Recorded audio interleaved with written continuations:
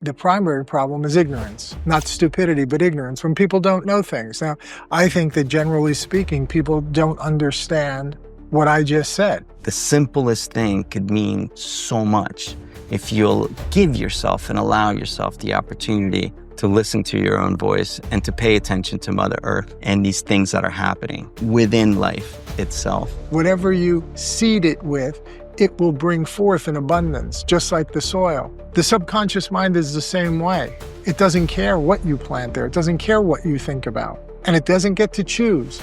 So if you're thinking about a lot of nonsense all the time, your subconscious mind's going to fall in love with nonsense. Don't practice the life that you don't want to live. Take 30 seconds in your own thoughts.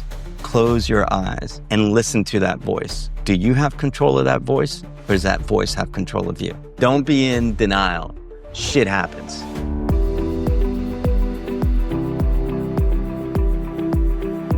Okay, buddy, we're live. Good to see you. So it's just kind of like we tend to focus on mindset, right? So I wanted to just throw a quote that I read the other day that was pretty cool, and it kind of summed it up really nicely. The happiness of your life depends upon the quality of your thoughts. It's another one of those Marcus Aurelius, quotes that I really like.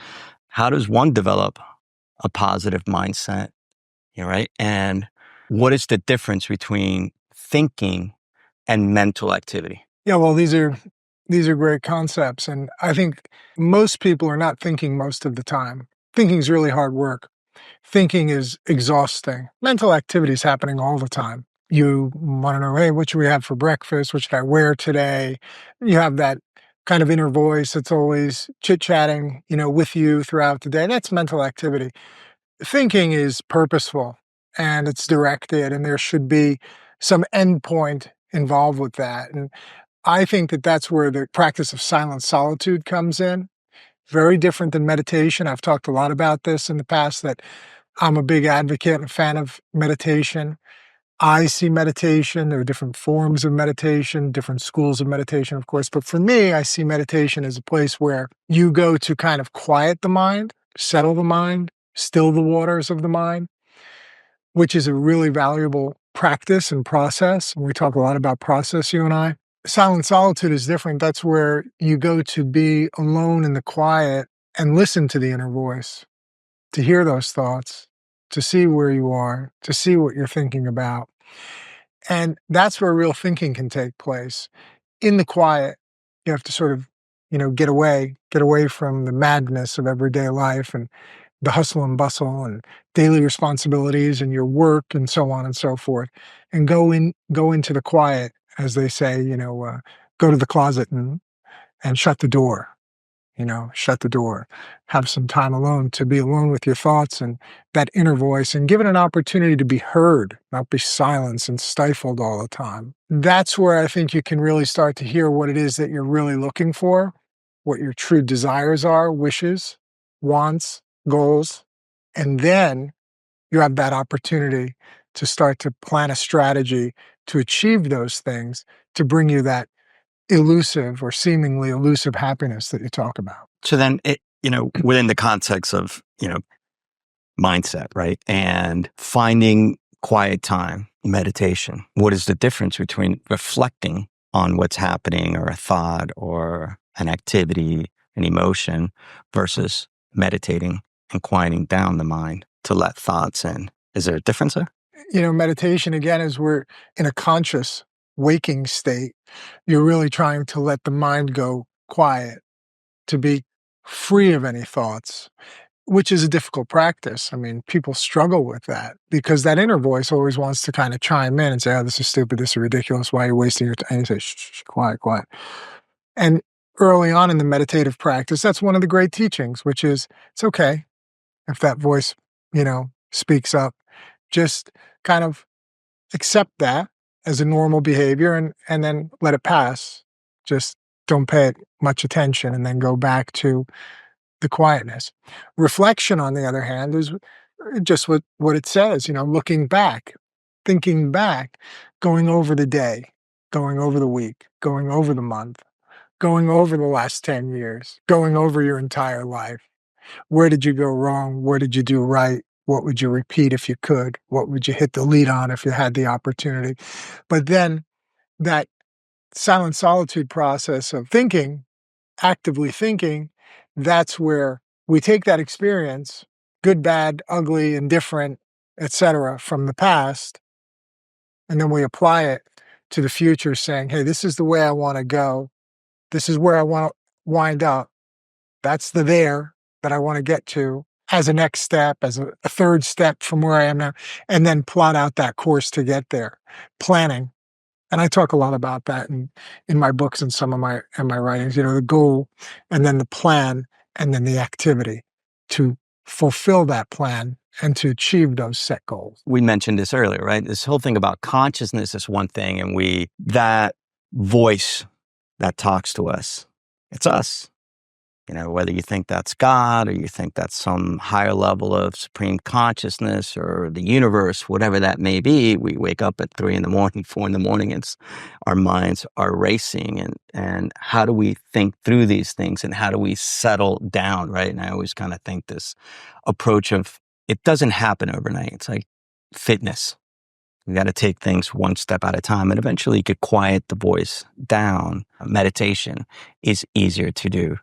When I kind of look at work and being creative, for example, one of my pillars is creativity. And I think about how do I get to a state, and we talked about this on the last video, and people could look at that last video we did and link on that and talk about flow state and having the right approach and mindset to be able to get into a flow state. It doesn't happen overnight, like we talked about. But, in this conversation of we all live with anxiety, we all live with stress, all these emotions that are happening, and we want to achieve this mindset. What would be your teachings? We both go through this scenario of brand building, of building tech, of building machines, of building family, building relationships, and understanding that there's some sort of like pendulum swing that you have to kind of go for this ride and understand that there's good and there's bad, but we move forward.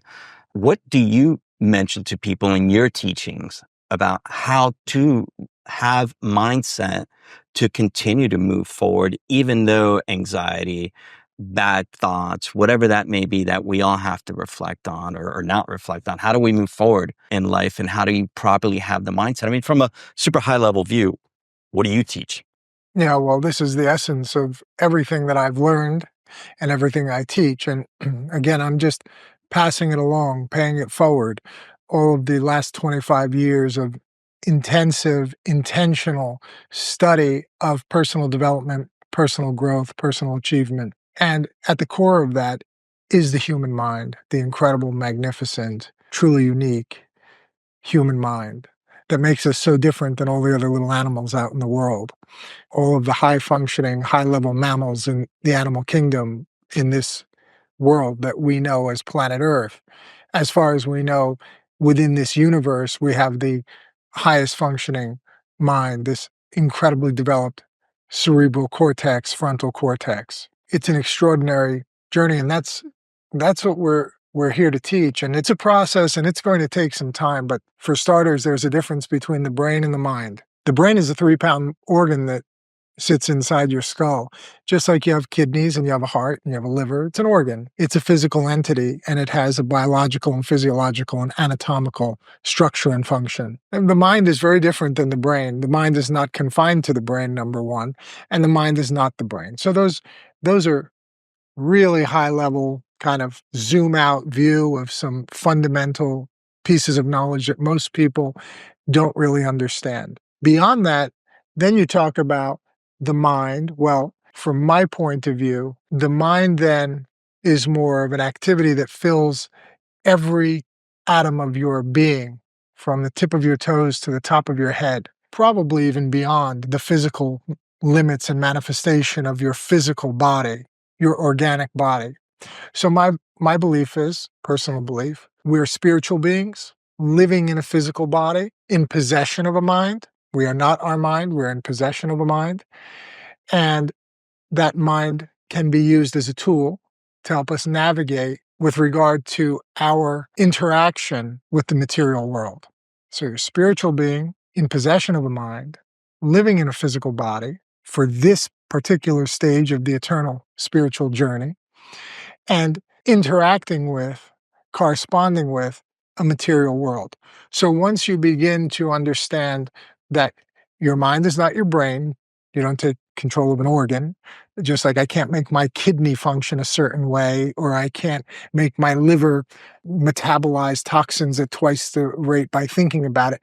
I can't control my brain in that regard, but I can control my mind, my thinking. And through that thinking process, this is what we talk about very explicitly in Make Your Own Damn Cheese, a little book. It's a tiny book, but it carries a tremendous amount of information. Don't be fooled by the cover. Don't be fooled by the cartoons.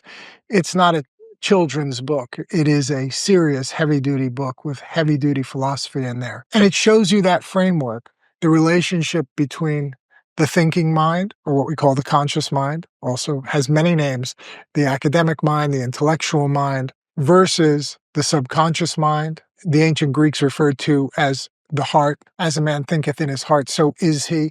That's where our belief systems reside. And then the piece that I've sort of brought together with all of my study over these last 25 years, the superconscious mind, and how that links us to kind of the universal energy and puts you in harmony with whatever it is that your subconscious mind has set the frequency of your life to. So what you're putting out, you're in tune with. What you're in search of is in search of you. And so this is heavy and heady stuff. That's why it takes time. It takes time to study. It takes time to come around to it. But once you understand it, then you can begin to utilize the system, master the system, and use that process to build the life of your dreams, your personal dreams, whatever it is that you want. It doesn't matter if you wanted to become master carpenter, a cardiac surgeon, a filmmaker, a dancer, doesn't matter. The system, the framework, once you understand how it works, can be applied to any aspiration that the individual has. Yeah, and why? I mean, we're talking macro level stuff with mindset, and we kind of like drill it down to why. What are the top 3 reasons why people do not move forward and action? Because you could have consciousness, and you could realize that, okay, I have control, or maybe I haven't learned to take control of my emotions. Execution is really where it's at. Action is where it's at. What are the roadblocks you think that people run into consistently that can't get themselves? They can't see out of their own. They can't get out of their own way. Is what I'm trying to say, right? Yeah. Like, what is it that you come across, that made you write your books, and made you think, okay, this is what I'm going to do. I'm going to reflect. I'm going to help people develop the proper mindset to live better quality of lives, to work better, to live better, to have better relationships. I think the primary thing, I think it's the root of all problems in the entire world. The primary problem is ignorance, not stupidity, but ignorance, when people don't know things. Now, I think that generally speaking, people don't understand what I just said. They don't know the difference between the brain and the mind. They don't know that they are not their mind. They don't know that they're in possession of a mind. They don't know how the mind is structured with regard to the conscious, subconscious, and superconscious, and how that mechanism can be used as a tool to drive actions which then yield results. The concept of action and reaction. Okay? For every action, there's an equal and opposite reaction. But if you don't understand that you have a mind, and that you're not your mind, and that you're in control of that mind, and you can use that mind through thinking, through the conscious mind first, to program or to set the paradigm, which resides in the subconscious mind, our collective group of beliefs and habitual habits that lead to our activities. If you don't know all of that, that's what we're here to teach and to share and to show, as I understand it. It's my personal, rubric for getting through life and dealing with the world in the most positive and productive way that I can. That's why we're here, to share that. And it takes some time to understand that. But that's the first thing, ignorance that system even exists. Now, 2 and 3, of course, is if you don't know it exists, you can't apply it, and then you can't get the results. There may be a few folks out there, and I'm certainly not the only one who knows this. I've learned it from lots of study, which I've gathered from others. Well, then, if you understand that rubric, then you have step 2 and 3. If you're not utilizing it and taking full advantage of it, then of course you won't get to step 3, which is the results. Yeah, and I think like, and this is an oversimplification, I get to the point sometimes where as a competitive jujitsu practitioner, as someone who hikes out in the mountains in the wilderness by themselves for days at a time, what drives me to do these things, right? What drives me to succeed in business and to share my story, your story, and everybody's stories? It wasn't like I woke up one day and decided I'm going to remove all barriers from, all these obstacles that were in my life. I have anxiety, pressures, depressions, and throw it all into the big recipe of life. But I think if you get to a point where you can pause and the simplest thing, like we talked about earlier, just reflecting, remove the phone, remove the computer, remove technology for a little bit and just pause. Take 30 seconds in your own thoughts. Close your eyes and listen to that voice. Do you have control of that voice, or does that voice have control of you? So how do we move forward understanding that there are pressures, there's emotions, there's family, there's work, there's stresses, but there's a lot of people out here that we try to help, and we understand that all they really know is click this freaking button, or doom scroll, right? And I say that, and you may think some picture of your mind of somebody who is on welfare, disability, not making any money. You may think of the lowest common denominator, whatever you think that's coming through in your mind. But I know these people to also be living in $30 to $50 million homes, successful people. So there's this like dichotomy of naiveness that happens in life that we observe of people just navigating through life blind by whatever the idea of success may be or failure not to be. And I don't think it's like wave a magic wand and everything works out. I think it's a matter of understanding that there are processes and framework. And that's why the Wayfinder process and your teaching in your books and my actions and my writings and my video content, how there's a perfect synergy with us to be able to communicate the energy and how we translate our energy into the world through what we've absorbed and our mentors in life. So I don't think it's like, a very difficult thing to do. I think the difficult thing to do is how to translate complex subject matter into really simple formats and articulate it in a way that is inclusive to all extremes. Yeah, I agree. Again, and that's why I think at the essence of all this material, I mean, we're going to get into a lot of the material, the written material that I've put together over the years. It's been basically a lifetime of work in my adult lifetime. I've had some extraordinary experiences, as you know, becoming a physician and a general surgeon and a cardiovascular surgeon and having done open heart surgery and heart transplants and mechanical hearts and pediatric heart surgery and all kinds of transplant surgery. And what I do now as a vascular specialist, I've had some extraordinary experiences and had an incredible education, didactic, formal academic education. Having said all that, nothing compares to sort of the awareness and awakening that I had in learning this material about the human mind, the extraordinary, fascinating, magnificent, You think omnipotent. that's where it starts and that's where it ends? It's Health, consciousness, belief systems, everything, everything is everything. there. It's so complex and simple. It really is simple at its, like all things, at its essence, right? If you look at life on Earth comes down to genetic material, which is a simple molecule, RNA or DNA, the double helix or single stranded. The coding for all living things is these, 4 base pairs or 5 basic biochemical signals that when put together in different combinations, this infinite, like a gigantic universal Rubik's cube, that these few colors, the 6 sides of the cube, can be put together to make this magnificently complex puzzle. But once you understand the puzzle, people can unwind it in a minute. So at its core is the mind.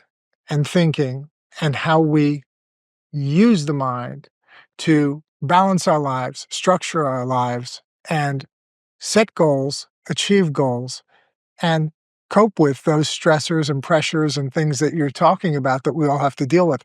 But I think in Make Your Own Damn Cheese, the idea is cheese is an analogy for your life, where you live, with whom you live, how you live, what you do for a living, how you spend your free time, what kind of extra curricular, avocational activities you take part in, hobbies, sports, exercise, family. It all boils down to having a very organized, very well-defined understanding of your magnificent mind. And in that book, and we'll go through the book and we'll go through the various aspects, we'll go over the diagrams and the drawings, and to make it so simple for anybody to understand. That means for the person who says, hey, I want to move to Key West and, you know, retire and go fishing, or I want to move to Key West and captain a chartered boat and bring other people out fishing, or I want to start the new multi-billion-dollar tech company in Silicon Valley, or anywhere in between. Or I want to become a professional surfer, or if I want to climb mountains, if I want to kayak my way around the world, whatever that may be. Build surfboards, build kayaks, own the kayaking company, whatever it is. Drop out, tune in, doesn't matter what you want to do. You took the family on an Airstream ride for a couple of years and had the time of your life with your family. If that's what somebody's intention is at that point, then they better know that they can do that. You did it. You lived that dream.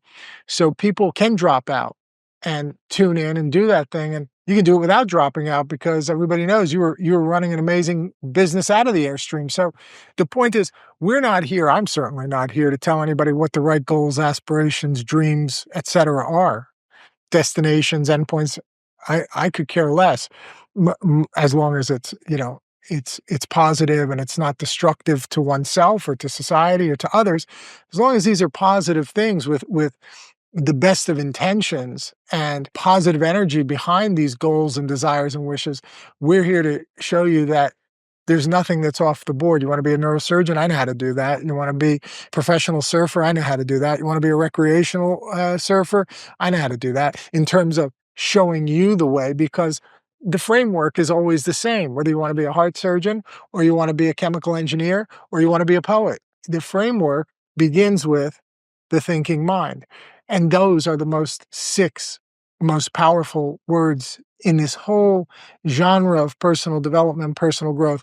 You become what you think about. And you become what you think about. The caveat that one of my mentors would say, you become what you think about most of the time, because you don't think about the same thing all the time. I mean, there are other things. I mean, you have to be distracted by work and this and obligations and bills and taxes. And, people have stuff that we have to get done too. You can't sit in silent solitude your whole time, your whole life. You can't sit in your journal and plan and, set goals your whole life. At some point, there are practical matters that also have to be dealt with. So I like that amended version. You become what you think about most of the time. So be very cautious. That's the key. That's the warning. That's the great teaching. Be very cautious. Be very cautious what you're thinking about most of the time.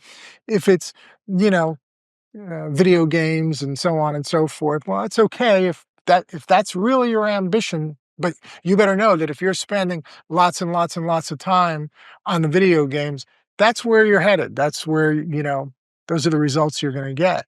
But if you have other ambitions and desires, whether it's to become a photographer, a videographer, create your own podcast, create your own blog, start your own business, well, then you need to be thinking about that most of the time. And you got to be practicing life. You got to be practicing getting up and doing things. Practicing the life that you want to live. Exactly. Don't practice the life that you don't want to live. Don't plant nightshade and expect to get sweet corn. Indeed. If you're planting these seeds, that's what you're going to grow.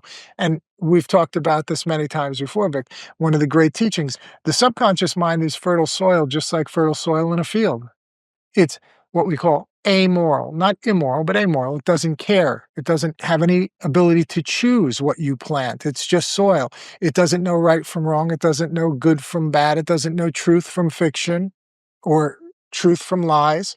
Whatever you feed it, Whatever you seed it with, it will bring forth in abundance, just like the soil. The subconscious mind is the same way. It doesn't care what you plant there. It doesn't care what you think about, and it doesn't get to choose.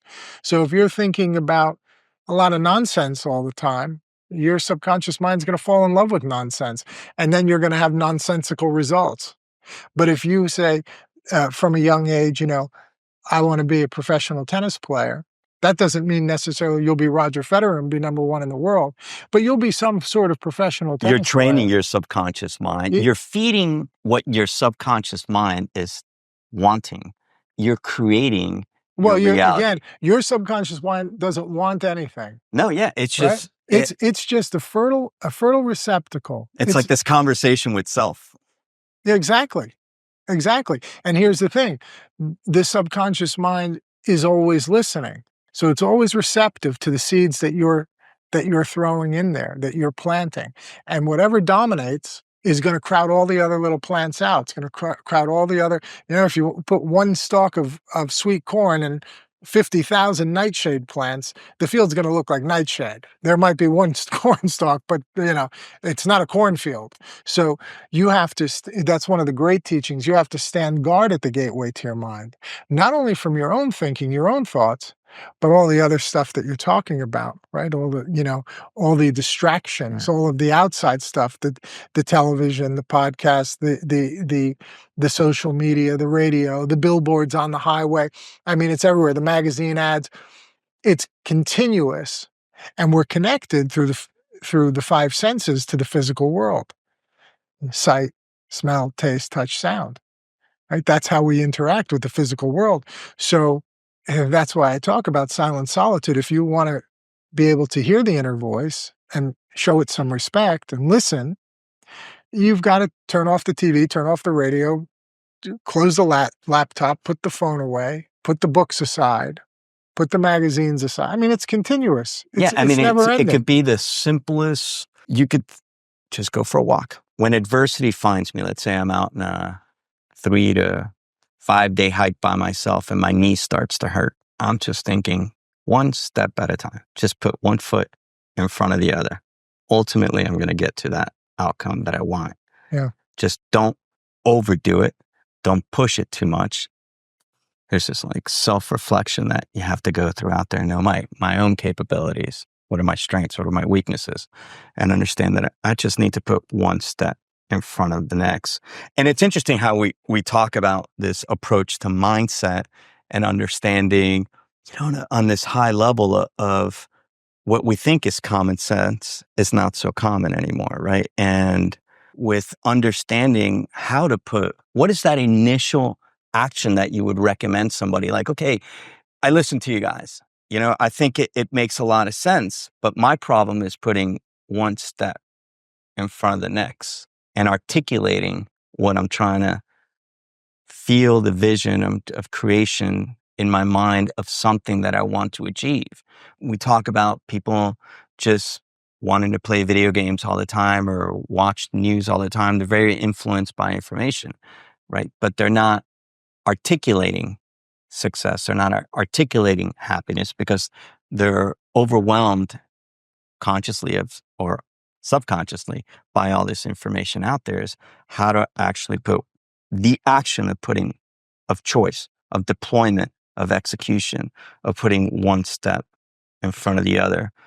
And I think that the easiest thing is go for a walk by yourself without any electronics. Look at the trees. Look at the leaves blowing in the wind.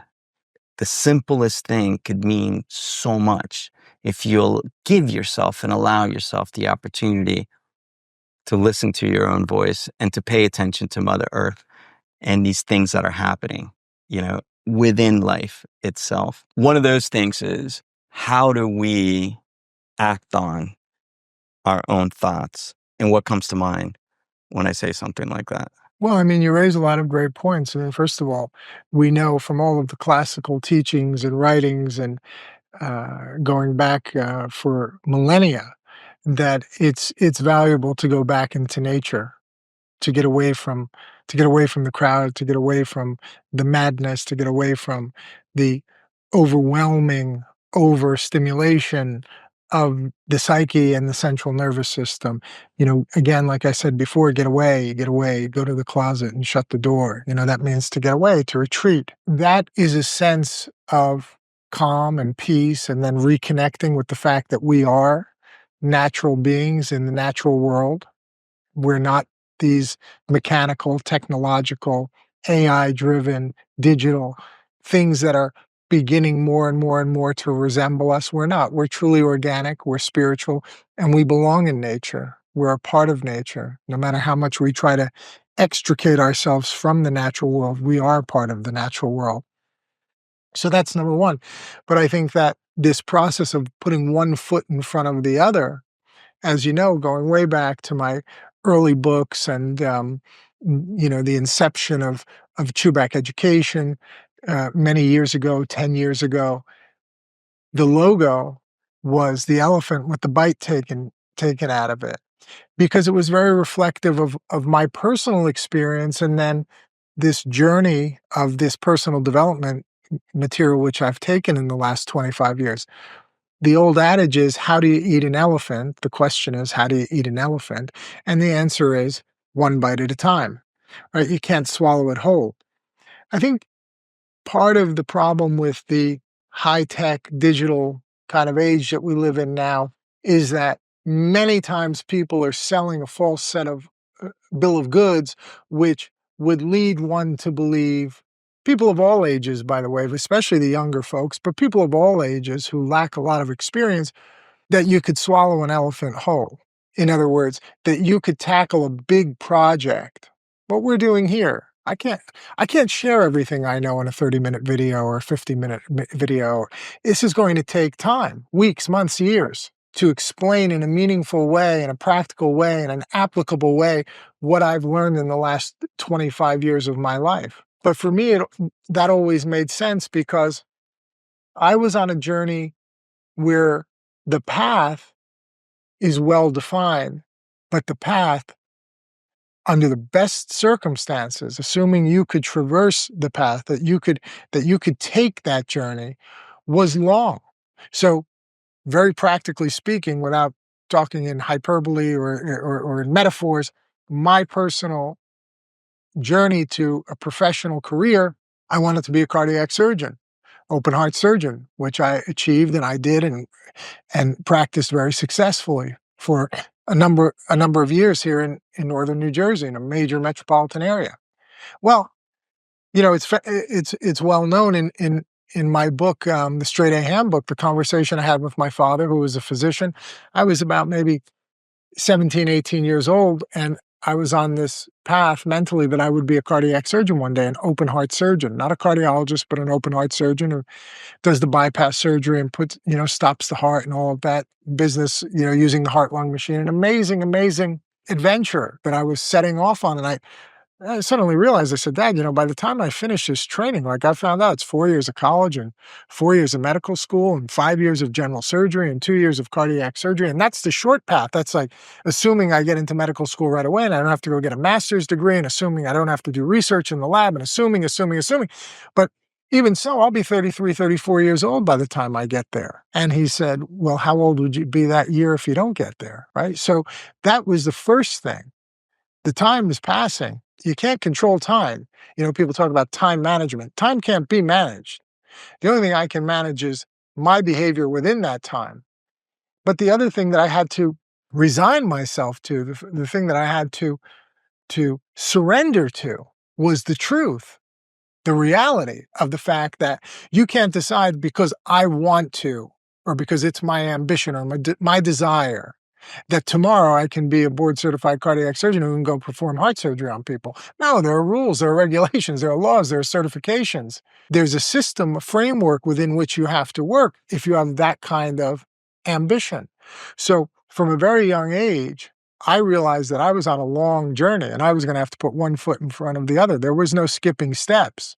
So that's essential in this process, is to be practical and be pragmatic in the reality that when you set a big goal for yourself, it doesn't have to be a heart surgeon, doesn't have to be, but if you decide, I'm going to open a new tech company, I'm going to do this, These things aren't going to happen overnight. You have to come to terms with that, lay out a plan. If there is a plan, like there's a plan for becoming an engineer, for becoming an architect, some of these things that are more formalized academic pursuits, fine. But when you start getting into entrepreneurship and you start getting into personal lifestyle and so forth, that's an added level of responsibility, difficulty, and thinking that's required. You have to set that plan for yourself. If you say, "Hey, I'm gonna walk away from my, seven-figure digital marketing company in Northern California and bring my young family out into an Airstream and travel the States for a couple of years," you can't just jump in the Airstream and go. First of all, the Airstream's not there yet. You've gotta go, "Hey, I'm gonna buy this, I'm gonna rent this," you know?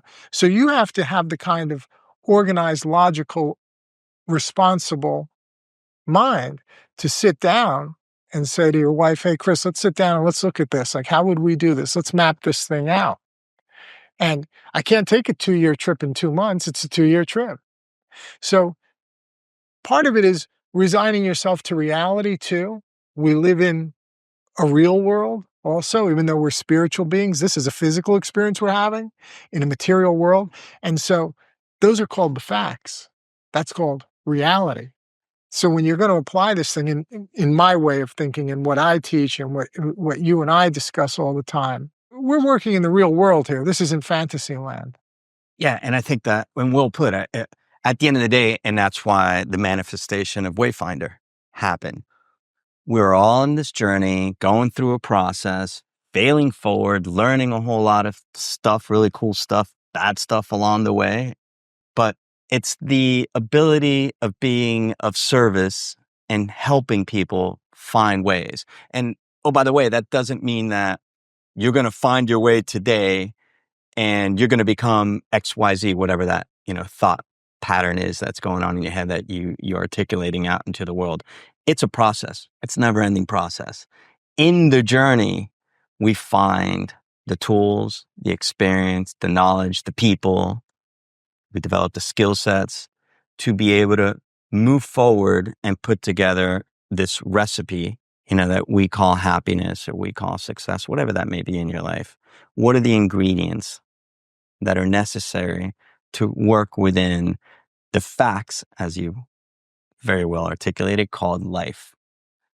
So in there, finding things that we're passionate about, we're happy about, and moving forward with them means that you have to commit, means that you have to work hard, means that you have to have this mindset. And I think we'll go back and forth within this subject a lot in the processes that we teach and that we want to, reach out and touch the world with. From your wealth of information, from my wealth of experiences in life and seeing things, is these processes we're going to share, extract from your books, extract from my writings, my life, and we're going to share our frameworks out into society. And I think it's just about being of service. And sure, we'll use these platforms like YouTube, or podcasts or whatever that may be, that market trends are saying that, these are the tools that we could articulate our voices and our messaging from. But closing it up, always within the context of mindset and articulating a proper mindset with a proper life, how to have the right approach and the right mental state to be able to get into a space that says, yeah, I'm ready to absorb information and really listen to that voice inside my head and really understand what those two words really mean, having the mindset or the mindset, is it one word? Mindset to be able to articulate success and happiness, right? However you approach it. Yeah, I think that's exactly what we intend to do here. And we're going to be talking about some, again, like really high level, heady, philosophical stuff, which I think is important. I love it. And I think it's fun. And I think it's interesting for people. That's the seed that we all Yeah, operate I on. mean, hey, listen, again, I don't know that we all operate on it, but again, we're looking for those people who are looking for us. I mean, we have no movement to join. We're not looking for disciples. We're looking for students. And that's at the core of what I am, what I've been my whole life as a student, in a very, very practical and also philosophical way. And I think that's one of the things that we want to share here. And that's what this process is. It's a process of study. And I think that for personal development to take place in a meaningful way, people should resign themselves and embrace the idea of studying every single day of their life. I mean, without studying, it's very hard to grow at your fastest and most optimized pace. So that's the one thing. I think we're here to educate, to share, to raise awareness. I love that word, awareness. The more aware you become of the possibilities, of your capabilities, of your true potential as a magnificent human being with an incredible, magnificent, powerful, powerful mind, the more you understand that, the more you study that, the more then you can take that tool and shape your own reality. So that's incredibly important. And as you know, Victor, I believe this is kind of, that woo-woo philosophical stuff. My friend Dennis Waitley, who, did Psychology of Winning, is extremely, extremely brilliant man. He says, oh, John, you get into this woo-woo stuff sometimes. Okay. But if this is woo-woo, then, guilty as charged. To me, the destination is the path. That's it. The destination is the path. It's not out there or this end point or that end point or how much money did I make or did I get the degree or did I finish the certificate or, no. The obstacle is the way. Oh, yeah. Don't be in denial. Shit happens. Yeah. I mean, it's amazing.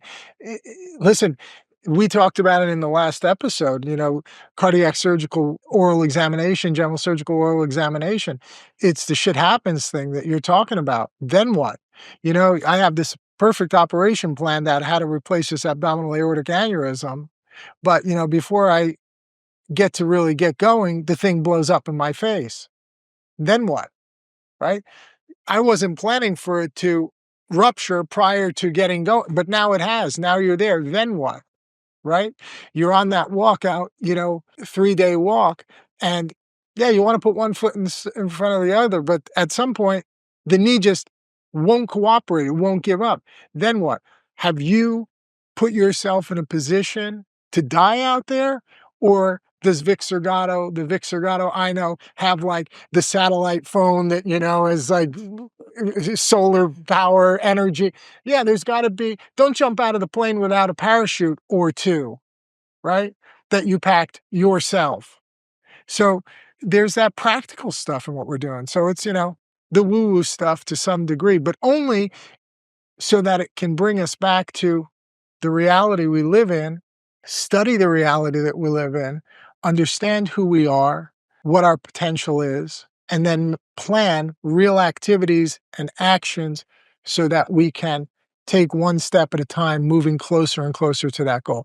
And as I've told you before, Vic, after studying this 25 years, when we say what is success and so on, my favorite definition of success is the progressive realization of a worthy goal. Okay? So Wayfinder, in my opinion, in many ways is like the soil in a fertile field, is like the subconscious mind.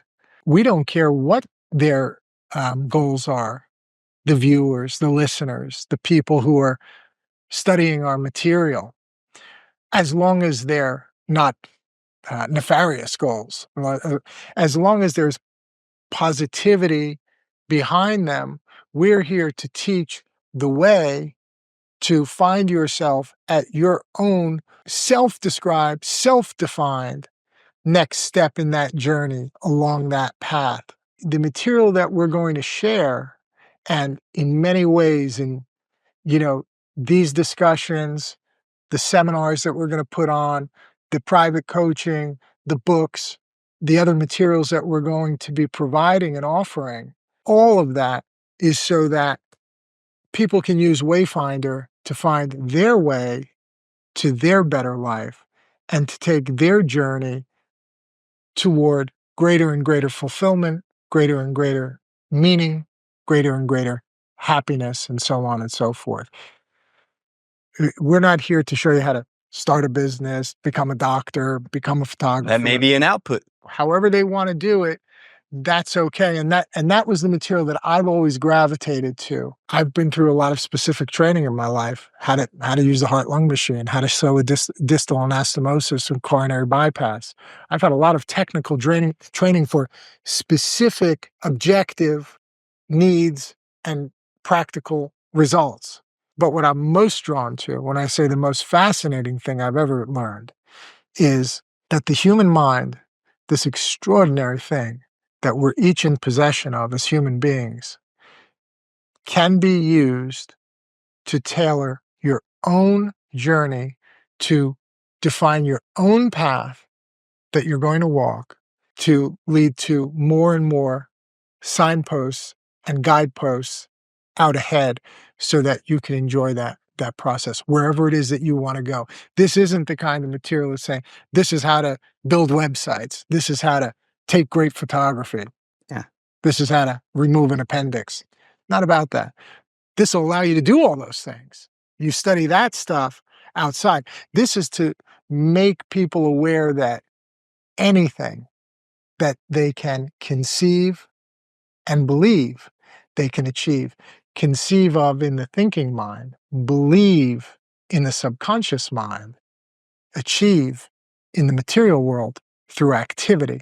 That's the essence of it. Yeah. At the end of the day, it becomes about action, right? Action yields results. That's it. So on that note, I want to thank you guys for taking the time to watch us. You could always find John's books on the links below, where we're building community. We're going to share our knowledge, share our experiences, and we're happy to do so. And we're all in this together. 100%. So it is definitely 100% positive, and we're here to help. So thank you, and we'll catch you on the next one.